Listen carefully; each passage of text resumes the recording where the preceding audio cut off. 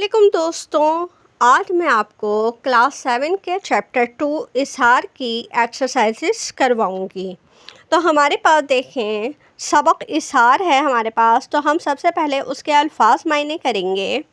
تو ہمارے پاس دیکھیں پہلا لفظ ہے نخلستان، جس کے معنی ہے ریگستانی علاقے میں موجود کوئی ہرا بھرا خطہ۔ پھر ہے جھنڈ یعنی مجموعہ، ضرب چوٹ، ڈھیر ہو گیا، مردہ ہو گیا۔ اقبال جرم، جرم قبول کرنا۔ بے باک، بے خوف، نڈر، بہادر۔ کاری، شدید۔ کڑک کر، غصے میں۔ میعاد، مدت۔ ایفائے عہد، وعدہ پورا کرنے کی صفت۔ اب ہم سبق اظہار کا خلاصہ کریں گے۔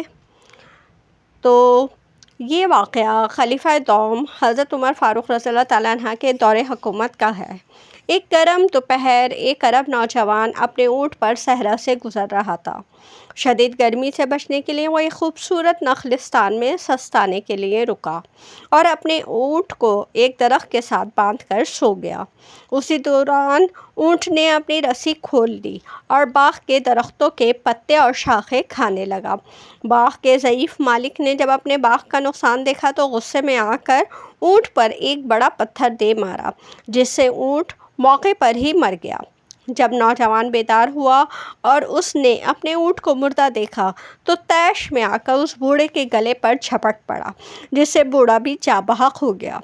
بوڑھے کے بیٹوں نے نوجوان کو پکڑ کر حضرت عمر فاروق رضی اللہ تعالیٰ عنہ کے دربار میں پیش کیا، جہاں نوجوان نے بغیر کسی ہچکچاہٹ کے اپنے جرم کا اعتراف کر لیا۔ حضرت عمر فاروق رضی اللہ تعالیٰ عنہ نے قصاص کے قانون کے مطابق اسے سزائے موت کا حکم سنایا۔ نوجوان نے عدالت سے درخواست کی کہ اس پر ایک یہودی کا قرض واجب الادا ہے، لہذا اسے 3 دن کی مہلت دی جائے تاکہ وہ اپنا قرض چکا کر واپس آ سکے۔ چونکہ قانون کے تحت کسی ضامن کے بغیر اسے جانے کی اجازت نہیں مل سکتی تھی، تو دربار میں موجود صحابی رسول حضرت ابو ذر غفاری رضی اللہ تعالیٰ عنہ نے اس ناواقف اور اجنبی نوجوان کی ضمانت دے دی۔ 3 دن کی مہلت ختم ہونے کے آخری لمحے تک جب نوجوان نہ پہنچا تو صحابہ کرام شدید تشویش میں مبتلا ہو گئے، کیونکہ نوجوان کے نہ آنے کی صورت میں حضرت ابو ذر غفاری کو قتل کیا جانا تھا۔ عین آخری وقت میں وہ عرب نوجوان دھول اڑاتا ہوا ہانپتا ہوا دربار میں پہنچ گیا۔ اس نے تاخیر کی وجہ اپنی اونٹنی کی ذہن کا تنگ ٹوٹنا بتایا اور کہا کہ وہ وعدہ خلافی نہیں کرنا چاہتا تھا، کیونکہ مسلمان کبھی وعدہ خلافی نہیں کرتا۔ نوجوان کی اس اعلیٰ شرافت، صداقت اور وعدہ وفائی نیز حضرت ابو ذر غفاری کی ایثار پسندی کو دیکھ کر مقتول بوڑھے کے بیٹے بے حد متاثر ہوئے اور انہوں نے اللہ کی رضا کے لیے نوجوان کا خون معاف کر دیا۔ اس طرح سچائی، ایثار اور وعدہ وفائی کی بدولت ایک بے گناہ کی جان بچ گئی۔ اب ہم کتاب کی ایکسرسائزز کی طرف آتے ہیں۔ تو کتاب میں ہمارے پاس دیکھیں پہلا سوال ہے، نوجوان کو صحرا میں کس چیز کی تلاش تھی؟ تو نوجوان کو صحرا میں کسی نخلستان، کھجور کے درختوں اور پانی کے چشمے کی تلاش تھی تاکہ وہ سخت گرمی میں وہاں آرام کر سکے۔ اس نے اونٹ کو کہاں باندھا؟ تو نوجوان نے اونٹ کو نخلستان کے ایک درخت کے ساتھ باندھا۔ تیسرا سوال ہے، بوڑھے نے اونٹ کو کیوں مار دیا؟ جواب ہے، اونٹ نے بوڑھے کے باغ کے پتے کھانا شروع کر دیے تھے، جس پر غصے میں آ کر بوڑھے نے اونٹ کے سر پر پتھر مارا، جس سے وہ وہیں ڈھیر ہو گیا۔ چوتھا سوال ہے، مجرم کو بوڑھے کے بیٹوں نے کس خوبی کی وجہ سے معاف کر دیا؟ جواب، مجرم نوجوان کے ایفائے عہد یعنی وعدہ پورا کرنے اور شرافت کی خوبی کی وجہ سے معاف کر دیا۔ آخری سوال ہے، اس واقعے میں کن کن باتوں سے انسانیت کے احترام کا جذبہ ظاہر ہوتا ہے؟